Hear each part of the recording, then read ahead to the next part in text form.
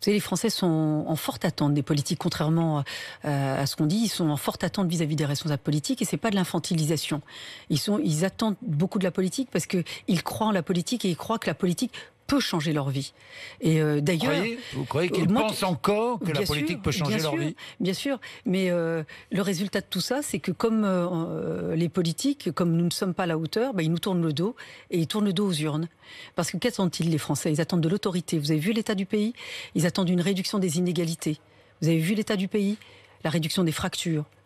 La réduction aussi, la plus de reconnaissance, de revalorisation du travail. Ils veulent de la responsabilité, mais dans le respect. Toutes ces classes populaires. D'ailleurs, cette campagne m'a encore donné l'occasion de pouvoir être dans leur proximité, dans leur écoute. Tous ces Français, cette majorité silencieuse que vous avez sur votre antenne, Monsieur Bourdin, vous avez avant 8h30. Vous savez qu'à 8h30, il y a tellement de Français qui ont déjà plus qu'entamé leur journée, qui vous parlent tous les matins. C'est pour ça que moi je regrette d'ailleurs que ces Français-là n'aient plus ce canal-là pour la rentrée. Parce que ces gens-là, vous avez vu de quoi ils vous parlent. Ils sont, et puis, toute origine confondue, toute condition sociale, toute catégorie. Que vous disent-ils? Ils veulent qu'on les respecte. Ils veulent que leur travail et leur effort soient reconnus, que le mérite soit mieux reconnu, qu'il y ait plus d'équité. Tout ça, est-ce que ça va être entendu? Votre ton est grave, là, parce que c'est la réalité. Parce que la situation est grave. Mais bien sûr que la situation est grave. Parce que quand je prenais un exemple, un seul exemple, la ville de Châlons en Champagne, qui est une ville moyenne, française, au cœur de la France, Châlons-en-Champagne, 74% d'abstention au municipal, vous avez au second tour. Des maires qui ont été élus avec 80% d'abstention. Je vous prends le cas de Paris. Moi, je sais, j'ai fait une campagne, personne... Vous savez, c'est comme... Pardon, je vais juste pour terminer. C'est que beaucoup de commentateurs, et puis les responsables politiques, s'engouffrent dans ce piège-là. Installent des matchs, installent des enjeux, installe des candidats. Déjà pour 2022, c'est Macron-Le Pen. Circuler, il n'y a plus rien à voir. Si les quand les Français quand vous avez des commentateurs, quand vous installez en disant français, finalement vous n'avez pas le choix. Eh ben ils vous tournent le dos. Ils tournent le dos aux urnes.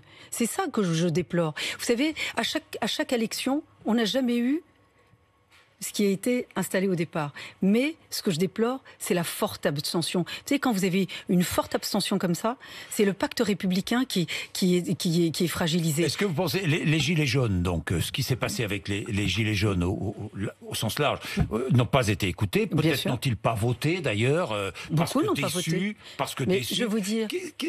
les politiques ne savent plus s'adresser au peuple, entre guillemets. Monsieur Bourdin, pendant toute la crise des gilets jaunes, vous avez fait des émissions spéciales. Oui. Ces gens-là, ils vous parlent encore. Encore. J'ai encore entendu ce matin. Une jeune femme d'ailleurs. Qui vous ne leur parlez plus. Enfin, les politiques ne leur parlent plus. Mais vous savez, quand vous avez des politiques qui disent finalement, oui, on déplore tous l'abstention, mais on ne traite pas les causes. Certains, ça les arrange finalement, parce que certains veulent faire monter le Front National, faire monter les extrêmes, en disant ce qui nous sauvera, ça va être le Front républicain. Mais à un moment donné, il n'y a plus de Front, il n'y a plus de républicains. Vous revendiquez cette parole populaire, Rachida Dati? Vous savez, moi, je me suis engagée en politique. Je l'ai fait dans la clarté, je l'ai fait dans l'engagement. Je suis la preuve que la vie politique, que la politique peut changer la vie des gens. Moi, je ne crois pas à la fatalité. Je lutte contre les déterminismes, ce à quoi on assiste en ce moment. Je ne suis pas pour la victimisation, je suis pour la responsabilisation. Mais il faut parler de tout. Il faut parler de tout avec tout le monde. Moi, je parle de tout avec tout le monde. Même des choses que parfois, c'est difficile. Il est difficile ou de dire ou d'entendre. Mais moi, je parle avec tout le monde de tout. Pourquoi? Quand on parlait de sécurité à Paris, quand on parlait de propreté, quand on parlait de difficultés de vie, on me disait « Oh là là, faut pas parler de ça ». Ou alors « Oh là là, Madame Dati, elle stigmatise ». Certains m'ont dit « Nous n'avons pas les mêmes valeurs ». Mais moi, j'ai des valeurs républicaines. C'est ça que je défends. Avec les Français, ils sont demandeurs de cela.